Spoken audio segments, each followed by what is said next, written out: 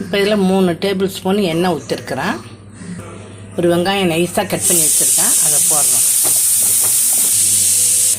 1 cup கோஸு நைஸாக cut பண்ணி வச்சுருக்கேன் ப்ரெட் சாண்ட்விச் செய்கிறதுக்கு. 1 குடை மிளகாயில் 4ல் 1 பாகம் நைஸாக கட் பண்ணி வச்சுருக்கேன். நைஸாக திருவினா 1 கேரட்டு. இது 5 நிமிஷம் கொஞ்சம் நல்லா வேகட்டும், எண்ணெயிலே வேகட்டும்.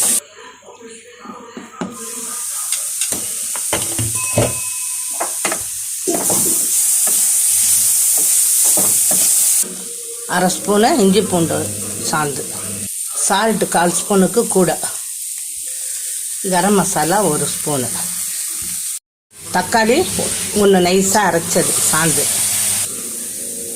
ஒரு 3 நிமிஷம் வேகட்டும்.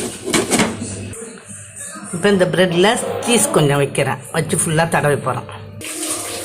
இப்போ இந்த சீஸ் தடவி வச்சுருக்கிறேன் பாருங்கள். அடுத்து இப்போ எல்லா ப்ரெட்லேயும் சாஸு, தக்காளி சாஸு தடவை போகிறோம்.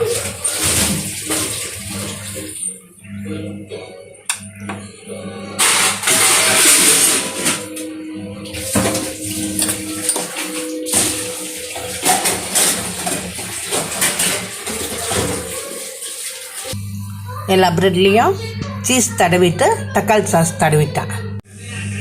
சாண்ட்விச் மசாலா இப்போ எல்லாத்துலேயும் வைக்க போகிறோம். சாண்ட்விச் மசாலா வச்சுட்டப்போ இன்னொரு ப்ரெட்டால் இதை மூடி வைக்க போகிறோம். பாருங்கள், இப்போ எல்லாம் 2 போட்டு ஒட்டி எடுத்து வச்சுட்டேன். இப்போ தோசைக்கல்லில் போட போகிறோம். பட்டர் வைக்க போகிறோம்.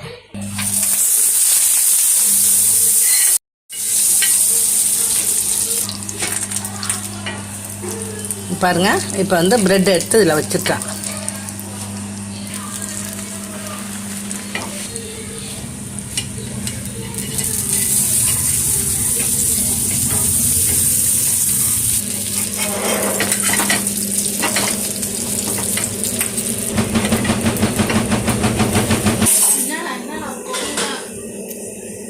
பாருங்க, நல்லா பட்டர் போட்டு நல்லா ஃப்ரை பண்ணுறேன் பாருங்கள்.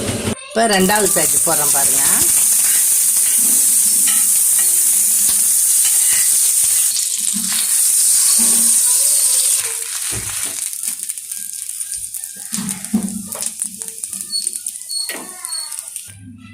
முதல்ல இதை 2 ப்ரெட்டு போட்டு எடுத்துட்டான். இப்போ அடுத்து இதை போட்டிருக்கிறேன் பாருங்கள். அப்புறம் பாருங்கள், இதை மாதிரி இது போடுறோம்.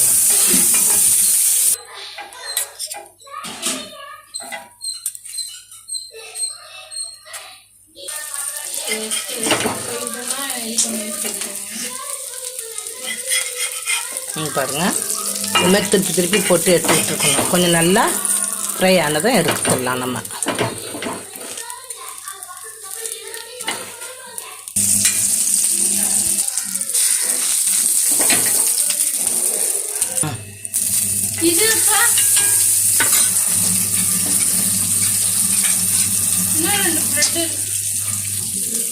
இந்த பாருங்க, இந்த இன்னும் ஒரு 3 ஸ்லேஸ் இருக்குது, அதுவும் இப்போ நான் போட்டுட்டேன். இதோட முடிஞ்சிடுது, அவ்வளோதான்.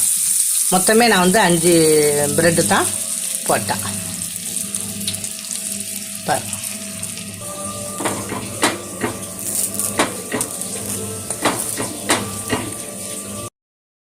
Vegetable sandwich, bread sandwich ready ஆகிட்டு இதை இப்போ சாப்பிட வேண்டியது தான். பாருங்கள் எப்படி இருக்குன்ட்டு. இதேமாதிரி நீங்களும் செஞ்சு சாப்பிட்டு பாருங்கள். லைக் பண்ணுங்கள், ஷேர் பண்ணுங்கள், சப்ஸ்கிரைப் பண்ணுங்கள். தேங்க்யூ.